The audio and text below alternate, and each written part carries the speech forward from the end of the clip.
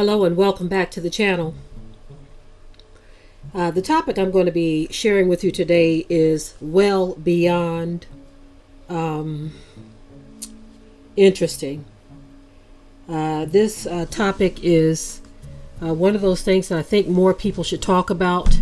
But from what I've been noticing and I've been seeing, it seems like people are afraid to talk about this. It seems as if they are afraid. I'm getting into this for obvious reasons because we all see what has happened with and in the black community. We all also know that some things have been taking place for a long time. Again, things folk don't want to talk about because it makes some people uncomfortable. It implicates some people in some things. But the truth is coming out and it needs to. The truth is long overdue. It needs to come out. People need to hear it. Okay. So you all see the title there. Before diving into this, I am going to ask you on this particular video to please share. Share this broadcast. It is a topic that needs to be understood. It's a topic that needs to be talked about. Again, I know folk are afraid to talk about certain things because there are groups of people on this planet who literally are not fair nor right towards a lot of other people. As a matter of fact, they are known for trying to bury the truth about history. Y'all know what I mean? I'm going to be sharing with you all a report that some of you may have been exposed to already. You may have already heard it. But I'm going to let you listen to it in a way so you can get the fullness of it. The report outlines and details how deep pockets, industry people, non-melanated people, they saw an opportunity to make money off of the destruction of the black family structure, off of a young black generation. They saw an opportunity to make money and they took it. So many of you are not going to be surprised at what I'm going to be sharing with you. Okay? But sometimes it's good to hear these things and remind ourselves that we actually had a hand with the black community getting to where it is now. Those who have studied us for decades, they studied us for decades and they said, you know what? We have got to watch this thing unravel. Not only watch it unravel, but we've got to participate. It's not happening fast enough. There was too much political rap happening back in the day. You had Arrested Development. You had KRS-One. You had so many others. So many others who were telling a story. Now we all know that it wasn't just with the rap music. It was period. I might talk about that a little later as well. But our folk used to tell a story with their music. They used to tell a story with their rap too. But someone decided that they were going to change this thing to gangster rap. I want y'all to listen to the secret meeting. The secret meeting that changed rap music and destroyed a generation and black families. And we are still seeing the effects of it today. Yes, we are. Once they infiltrated our music, they infiltrated our families, y'all. Once they infiltrated the minds of our young people, they infiltrated our communities and our families. They didn't want no more talk about loving each other. They didn't want no talk about fighting the power, stuff like that. They said, we got to silence that noise. We need to get some money out of this. And so there were some meetings where they sat down, they put their heads together, they said, we gonna have a meeting on how to destroy these people. I want y'all to take a listen at what I'm talking about. Enough of me talking right now. Of course, I'm going to be back at the end of this, but I want you all to take a listen at exactly what took place. Of course, people like to deny that these things happen. They like to say, well, you don't know if that happened. Oh, we can see the results of it. Right? We can see the results, even in the movie industry. It's not by mistake that there was always, back in the 70s especially, black women being portrayed as, 304s. Black men being portrayed as pit imps. All of that was very intentional. Intentional sabotage. Take a listen at this, family, and of course, I will be right back. The secret meeting that changed rap music and destroyed a generation. Hello, after more than 20 years, I've finally decided to tell the world what I witnessed in 1991, which I believe was one of the biggest turning points in popular music and ultimately American society. I have struggled for a long time weighing the pros and cons of making this story public, as I was reluctant to implicate the individuals who were present that day. So I've simply decided to leave out names and all the details that may risk my personal well-being and that of those who were, like me, dragged into something they weren't ready for. Between the late 80s and early 90s, I was what you may call a decision maker with one of the more established companies in the music industry. I came from Europe in the early 80s and quickly established myself in the business. The industry was different back then. Since technology and media weren't accessible to people like they are today, the industry had more control over the public and had the means to influence them any way it wanted. This may explain why in early 1991, I was invited to attend a closed-door meeting with a small group of music business insiders to discuss rap music's new direction. Little did I know that we would be asked to participate in one of the most unethical and destructive business practices I've ever seen. The meeting was held at a private residence on the outskirts of Los Angeles. I remember about 25 to 30 people being there, most of them familiar faces. Speaking to those I knew, we joked about the theme of the meeting, as many of us did not care for rap music and failed to see the purpose of being invited to a private gathering to discuss its future. Among the attendees was a small group of unfamiliar faces who stayed to themselves and made no attempt to socialize beyond their circle. Based on their behavior and formal appearances, they didn't seem to be in our industry.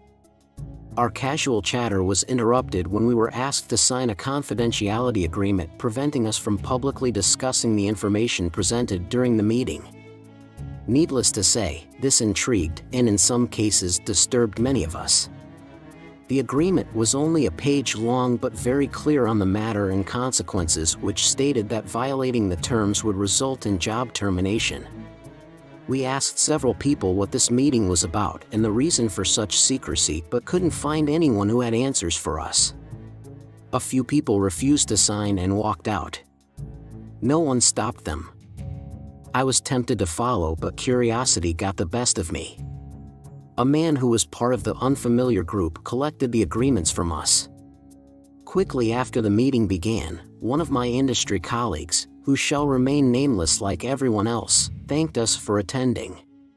He then gave the floor to a man who only introduced himself by first name and gave no further details about his personal background. I think he was the owner of the residence, but it was never confirmed. He briefly praised all of us for the success we had achieved in our industry and congratulated us for being selected as part of this small group of decision makers. At this point, I began to feel slightly uncomfortable at the strangeness of this gathering. The subject quickly changed as the speaker went on to tell us that the respective companies we represented had invested in a very profitable industry which could become even more rewarding with our active involvement. He explained that the companies we work for had invested millions into the building of privately owned prisons, and that our positions of influence in the music industry would actually impact the profitability of these investments. I remember many of us in the group immediately looking at each other in confusion. At the time, I didn't know what a private prison was, but I wasn't the only one. Sure enough, someone asked what these prisons were and what any of this had to do with us. We were told that these prisons were built by privately owned companies that received funding from the government based on the number of inmates. The more inmates, the more money the government would pay these prisons. It was also made clear to us that since these prisons are privately owned, as they become publicly traded, we'd be able to buy shares. Most of us were taken aback by this. Again, a couple of people asked what this had to do with us. At this point, my industry colleague who had first opened the meeting took the floor again and answered our questions. He told us that since our employers had become silent investors in this prison business, it was now in their interest to make sure that these prisons remained filled. Our job would be to help make this happen by marketing music that promotes criminal behavior, rap being the music of choice.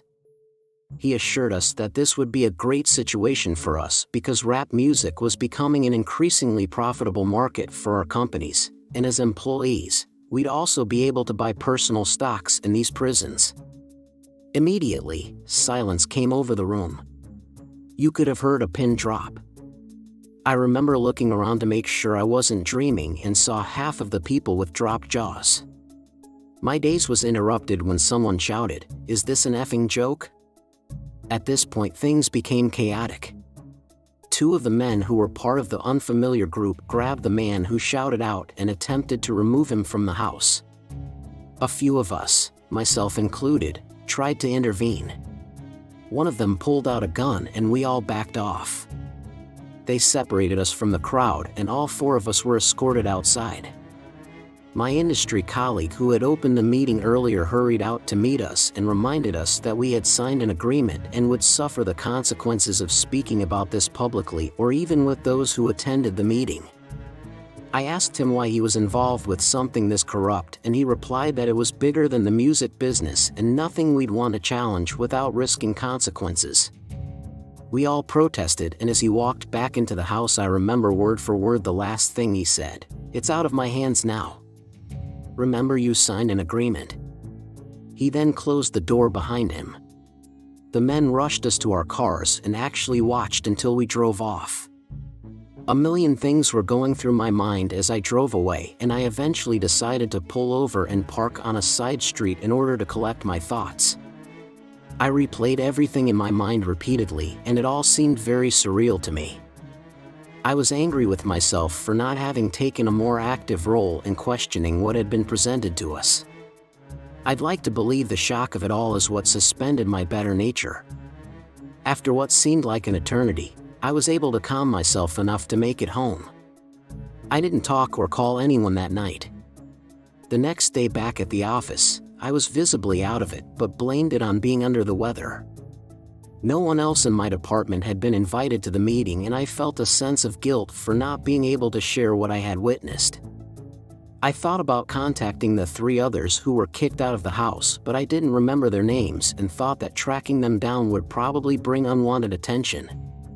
I considered speaking out publicly at the risk of losing my job, but I realized I'd probably be jeopardizing more than my job, and I wasn't willing to risk anything happening to my family. I thought about those men with guns and wondered who they were. I had been told that this was bigger than the music business, and all I could do was let my imagination run free. There were no answers and no one to talk to. I tried to do a little bit of research on private prisons, but didn't uncover anything about the music business involvement. However, the information I did find confirmed how dangerous this prison business really was. Days turned into weeks and weeks into months. Eventually, it was as if the meeting had never taken place. It all seemed surreal. I became more reclusive and stopped going to any industry events unless professionally obligated to do so. On 2 occasions, I found myself attending the same function as my former colleague. Both times, our eyes met but nothing more was exchanged. As the months passed, rap music had definitely changed direction. I was never a fan of it, but even I could tell the difference. Rap acts that talked about politics or harmless fun were quickly fading away as gangster rap started dominating the airwaves. Only a few months had passed since the meeting, but I suspect that the ideas presented that day had been successfully implemented. It was as if the order had been given to all major label executives. The music was climbing the charts and most companies were more than happy to capitalize on it. Each one was churning out their very own gangster rap acts on an assembly line. Everyone bought into it, consumers included. Violence and drug use became a central theme in most rap music. I spoke to a few of my peers in the industry to get their opinions on the new trend, but was told repeatedly that it was all about supply and demand. Sadly, many of them even expressed that the music reinforced their prejudice of minorities. I officially quit the music business in 1993, but my heart had already left months before. I broke ties with the majority of my peers and removed myself from this thing I had once loved. I took some time off, returned to Europe for a few years, settled out of state, and lived a quiet life away from the world of entertainment. As the years passed, I managed to keep my secret, fearful of sharing it with the wrong person, but also a little ashamed of not having had the balls to blow the whistle. But as rap got worse, my guilt grew. Fortunately, in the late 90s, having the internet as a resource which wasn't at my disposal in the early days made it easier for me to investigate what is now labeled the prison industrial complex. Now that I have a greater understanding of how private prisons operate, things make much more sense than they ever have. I see how the criminalization of rap music played a big part in promoting racial stereotypes and misguided so many impressionable young minds into adopting these glorified criminal behaviors which often lead to incarceration. 20 years of guilt is a heavy load to carry, but the least I can do now is to share my story, hoping that fans of rap music realize how they've been used for the past 2 decades. Although I plan on remaining anonymous for obvious reasons, my goal now is to get this information out to as many people as possible. Please help me spread the word. Hopefully, others who attended the meeting back in 1991 will be inspired by this and tell their own stories. Most importantly, if only one life has been touched by my story, I pray it makes the weight of my guilt a little more tolerable. Thank you. Okay, y'all, that's some heavy stuff right there, right? That's some very heavy stuff. Brother Maurice in the chat, he said something. He hit it right on the head. He said, they used us against us. Someone else said that some of the rappers denied being a part of that meeting. Of course. Think about this for a moment. Back then, they were the tools being used. It sounded as if this meeting were the elite, the deep pocket folk who were using people like that back then to get a change in the genre. Okay, notice how the guy mentioned that many of the rappers before gangster rap came out were talking about political things, things that were more fun, Arrested Development, in West Philadelphia, born and raised on the playground is where, stuff like that, right? It was a little more innocent back then. And so this whole thing about changing the direction, that was a bunch of talking heads, executives, deep pocket folk, white folk. Okay. More specifically, some people say, those people who have who have taken the identity of some folk, right? There are those who say that those are the people who were behind this because they wanted to change the narrative in the black community. Are y'all with me? Right? So this person is saying that he was a part of that meeting. Notice he said he went back to Europe because he couldn't even deal with the intentional sabotage of people, all for the love of money, all for the sake of money. Wow. So, someone says that Arrested Development came after the introduction of the gangster rap.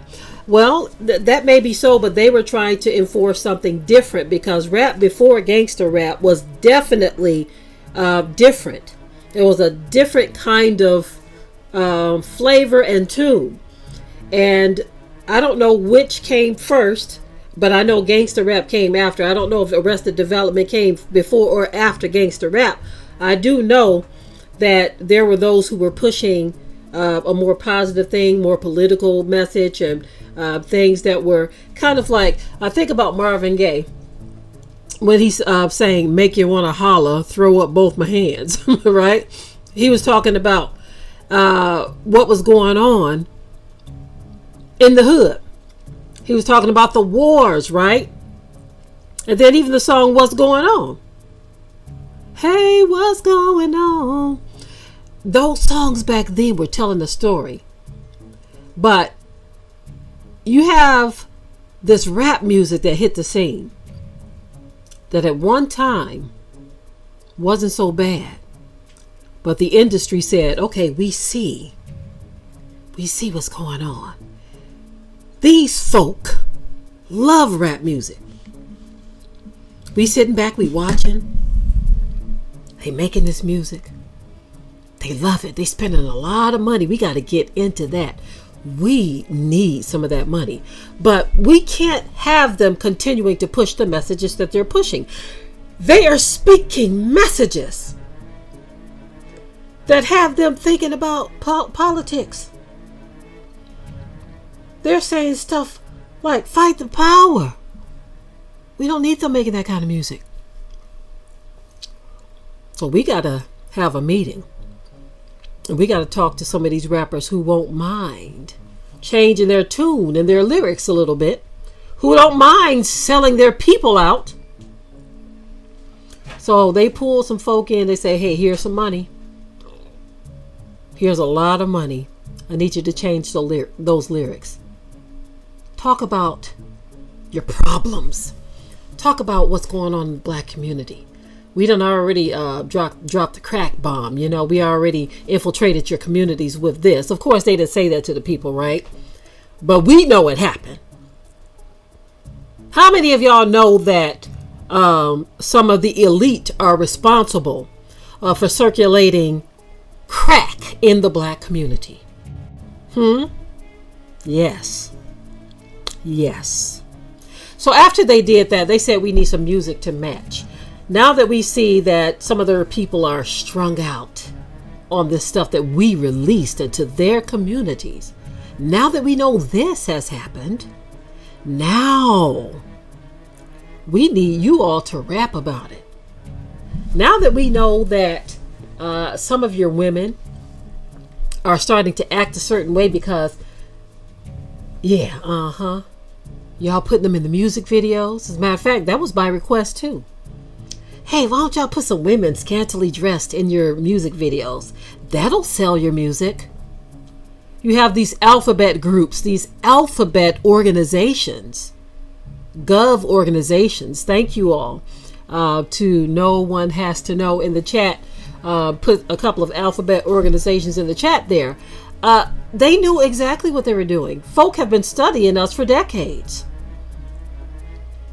Y'all remember there was a video put out decades ago where they were saying how these alphabet gov institutions studied us. What we like to buy, what we like to eat, what we like to listen to. And they said we got to infiltrate that stuff. We got to stop them. We got to stop them from singing love songs to each other. Brother James, that's right. You are absolutely right. Rap did not start out like this. That's what we're actually talking about. The report that I played at the beginning of this broadcast actually said that. Rap started off more innocent. Even the person in the report was saying that. It actually changed later. The industry, they had that meeting, and they are the ones who pushed the change of rap music. They wanted that gangster rap music. They wanted things that were going to uproot and dismantle a generation of black folk and families, and something that was going to go on and on and on until the bottom fell out. And it was also that they can put money in their pockets. It was all so they could have something else they can invest in. They needed someone to fill up these private prisons. They needed something for their people to invest in. That's right, Lamp of Oil. They created these battles, West Coast, East Coast. They came out with these movies. Thank you, Ceylon. They came out with New Jack City, Boys in the Hood, all of this stuff. It just, Sugar Hill Gang. Okay, listen, y'all. Someone said Sugar Hill Gang was fun. Okay, so this is what happened. They used all of this stuff to fund all kinds of industries. Once they changed the tone and the feel of rap music to gangster rap, they then started to put out these movies, Boys in the Hood. What were some of the other ones, y'all? Yeah, I like that movie. They cloned Tyrone. That one was it. That was a trip, y'all. But Boys in the Hood, Menace to Society, New Jack City, and so many others. They put these movies out there, right? Based on the new environment being created by the gangster rap. Colors, that's right. I forgot about Colors. Poetic Justice, Baby Boy, Straight Outta Compton, Blue Hill Avenue. Exactly. They put all of this stuff out there. South Central. Yep. Juice. I mean, one after the other. Back to back to back to back. Back to back to back to back. Because they needed a way to push the music. And they said, you know what? That's going to put money in our pockets already. The music is going to do the destruction. So then after that, we're going to start filling up our prisons. Right? After we start filling up our prisons, we got something else for folk to invest in. So then they got into the movies. All of these movies, they were making money with that. The movies, the music, the prisons. And let me tell y'all something more recently that I've been seeing that it just upsets me so bad. Have some of y'all seen the popcorn or the chips or the snacks with Snoop Dogg and all of their faces on it? Rap chips. It's like, give me a break. Are we serious now? Rap chips. Hip hop popcorn. Cereal with rap icons on it. It's like I gotta say this, y'all. Listen, y'all. Folks studied us. They studied us. If we were smart as a people, those rap chips, those hip hop popcorn, and boys in the gangster rap cereal, if we were smart as a people, that stuff would sit on the shelves and rot. But instead, they know how simple-minded many of our people are. I'm going to say something that many of you may find offensive. But this is what the Bible says. The Bible says, my people are stupid. To do that which is good, they don't know how to do that. But to do that which is evil, they do that very well. Very well. That's right. Nicki Minaj potato chips. Y'all seen that stuff? Sottish is what the Most High calls his people. Sottish means stupid, y'all. But they knew that our people will see that stuff on. Hey man, I'm gonna get me a bag of those chips, man. These take those chips. They know. They know. I'm sorry, family. Sometimes you have to keep it as real as you can get it. I remember when I first started seeing that stuff on the shelves, I was so upset. I started buffering, y'all, before I coined that phrase about buffering, or that term. I said to myself, oh my goodness, I can't believe what I'm seeing.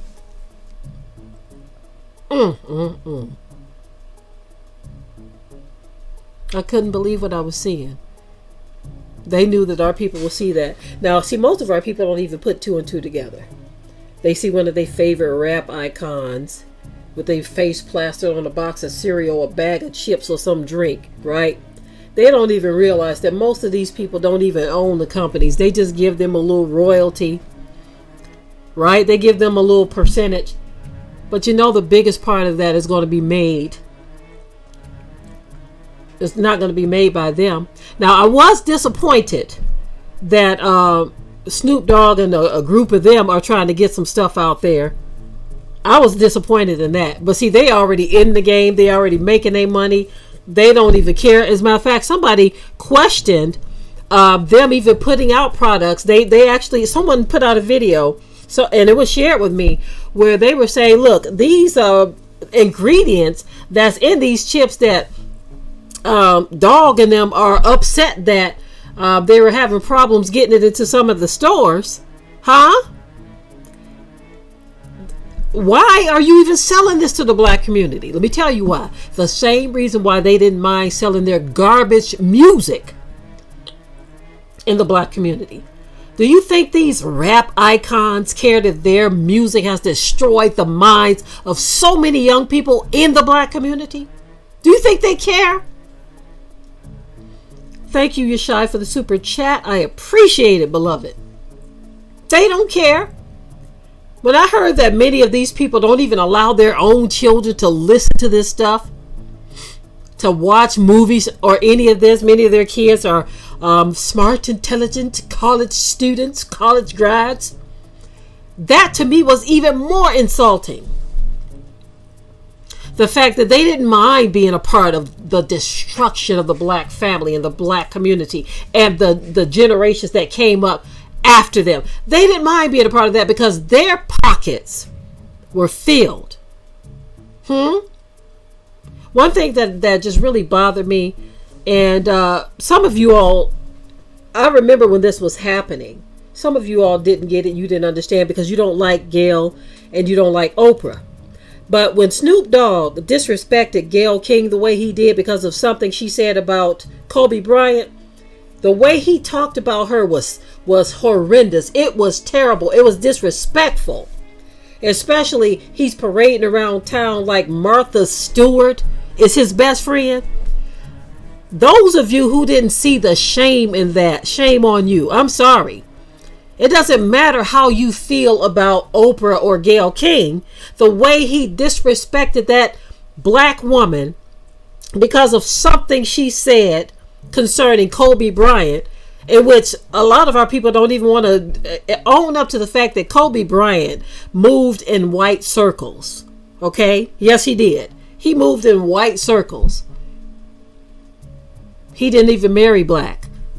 A lot of people didn't even know that he was engaged to a black woman before she didn't even know that they were broken up. She just found out on television that he married this white woman and that they were, she's like, I didn't know we were broken up. Thank you, Brother Michael, for the super chat. I appreciate it. So he moved in white circles, dissed his black queen for somebody else. And so the fact that's right, Monster Crowley said he died with white folk. You know, it's really sad, y'all. I remember it happened. I cried about it because, you know, I'm a very sensitive person. When a person passes away like that so tragically, that's a normal thing for me. I was saddened by it. But he moved in white circles. And so for everybody to get so angry and upset that Gayle King brought up something that did happen, he got himself into that trouble with that one white woman years ago where she was able to lie on him. It eventually went away. But if he didn't go to her hotel room to her hotel room in the first place, he would have never got caught up in that. So I remember that Tanya 3000 pointed out that Kobe Bryant talked bad about Trayvon Martin. I remember that as well, and I was really, really bothered by that. I was bothered by it Why even go there? It's better to just be quiet, you know? Especially, I mean, I know people personally, black folk. Let me tell y'all something. Since you brought it up about the Trayvon Martin family, I know black people personally. Very close black folk. If you hear this, I'm sorry, beloved. I'm sorry. I got to talk about it. I'm not saying nobody's name, but I was very bothered. Thank you, Carol, for the super chat. I appreciate it. But let me tell y'all something. We know black folk personally who blamed Trayvon Martin for his own death. I was saying to myself, oh my goodness, are we really hearing this? You mean to tell me that you as a black person, believe that he was responsible for his own death? I'm sorry, me and my husband had a hard time with that one. But yeah, for Kobe Bryant to be so insensitive, that was terrible. Oneida says his wife was Mexican. His wife was a white Mexican. Okay, you have black Mexicans and you have white Mexicans. A lot of people try to say that Mexican thing. They did the same thing with George Zimmerman to try to say that it wasn't a white on black thing. But these people move in white circles. You know that their lives are white. That's right. Angel in the chat says Kobe didn't even honor his mother and father. I remember that as well. Oh my goodness. Thank you, Brother Will, for the super chat. I appreciate it. I appreciate everyone. Thank you. Thank you all. It is very much appreciated. But the truth is what it is. The truth is what it is, y'all. And so again, back to what the whole reason why Kobe came up is because of the disrespect that Snoop Dogg had for Gayle King. But it ain't no way he would have ever uttered those words against Martha Stewart. Put a number 1 in the chat if you believe Snoop Dogg would ever say anything like that to Martha Stewart. Put a number 1 if you think he would ever do that.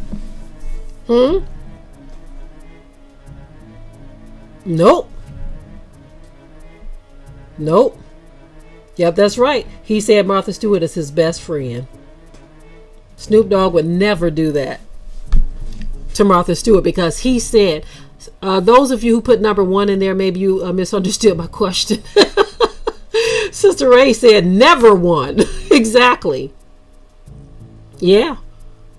He wouldn't have do some of you. Snoop Dogg would never say that to Martha Stewart. Because he loves that woman. He loves it. He loves her, should I say. That's right, Kim. She had his face tattooed on her arm. They've had a number of pictures all hugged up together. You know what I'm saying? Woo! So you have to understand, I know y'all fans. Some of y'all are fans of these people. But you got to understand that there is more than one way of selling out. They didn't just sell out for money.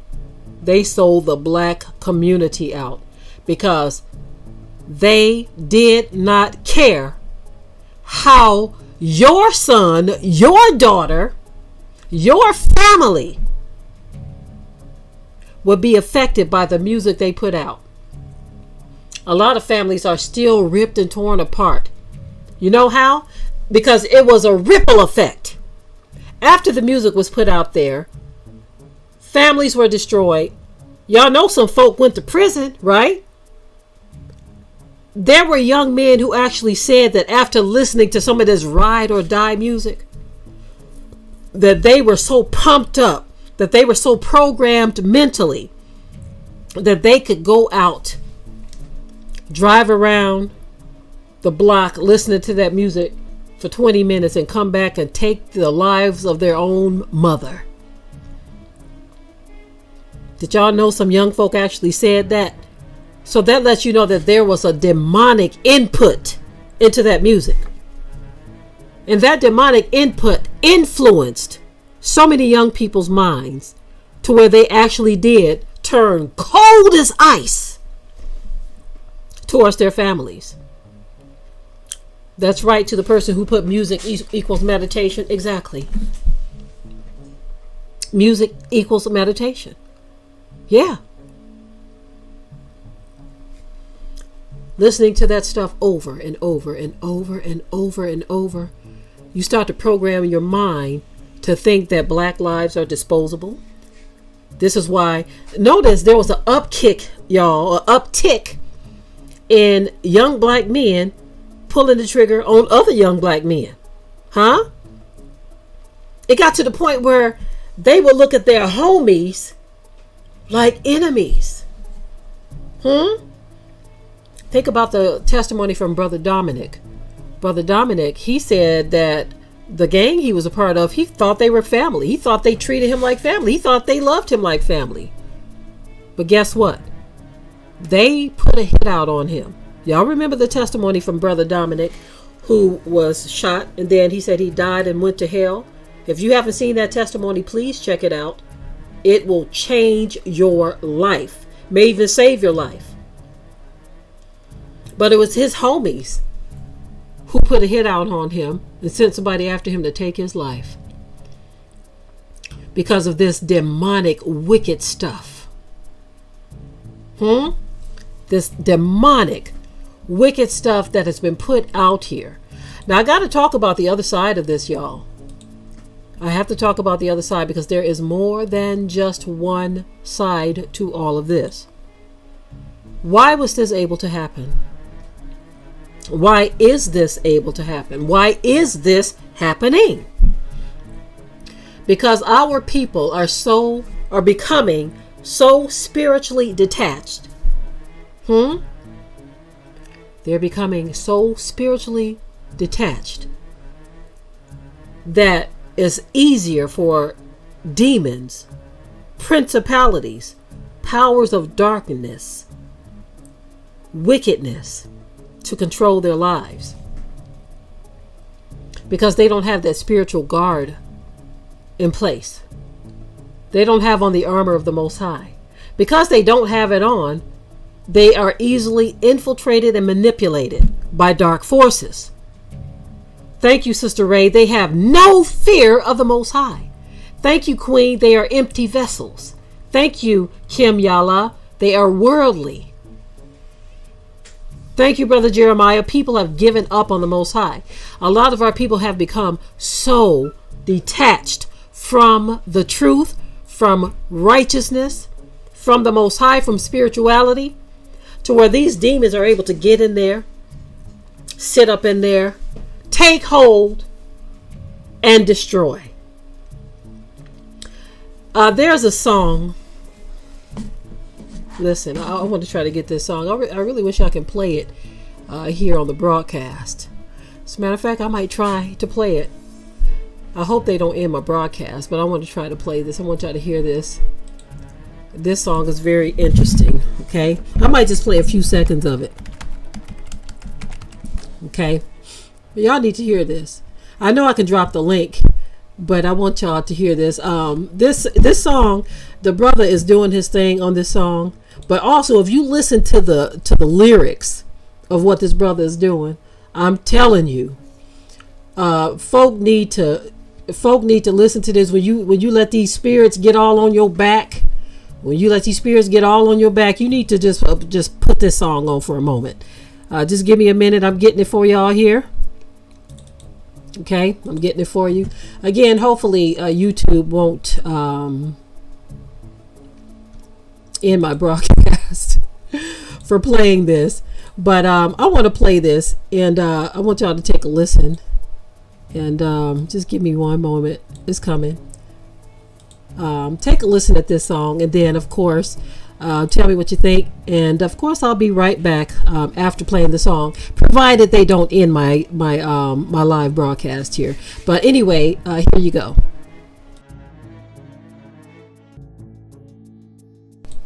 Okay, so I gave y'all 30 seconds of it.